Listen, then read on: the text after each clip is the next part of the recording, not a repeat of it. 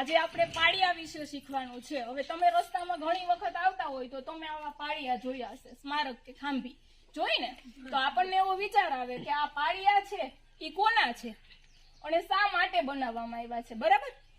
તો આ પાળિયા કોના હોય ખબર છે કે પાળિયા કોના હોય કે જે લોકો છે એ કોઈ યુદ્ધમાં શહીદ થઈ ગયા હોય કે કોઈ ગાય છે, બેન છે, દીકરીઓ એને બચાવવા જતા એનું મૃત્યુ થયું હોય અથવા તો કોઈ લડાઈમાં ખપાઈ ગયા હોય, બરાબર? તો એની યાદમાં આ પાળિયા બનાવવામાં આવે છે। પછી વાર તહેવારે આ બધા પાળિયાઓની પૂજા કરવામાં આવે।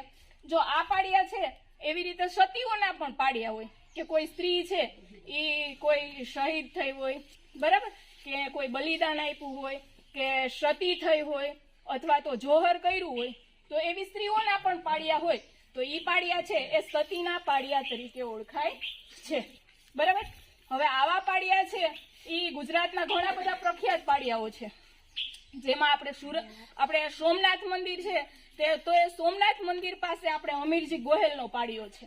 પછી એક બીજો ભૂચર મોરીમાં આવેલો સૂરજકુંવરબાનો પાળિયો, બરાબર? તો આ પ્રખ્યાત ગુજરાતના પાળિયાઓ છે અને વાર તહેવારે આ બધા પાળિયાઓ છે એની પૂજા કરવામાં આવે તિથિ પ્રમાણે, બરાબર? અને આ એક સ્મારક છે કે જે લોકો શહીદ થઈ ગયા હોય તો એની યાદમાં આ સ્મારક અથવા ખાંભી બનાવવામાં આવે, એને પાળિયા કહેવાય છે, બરાબર?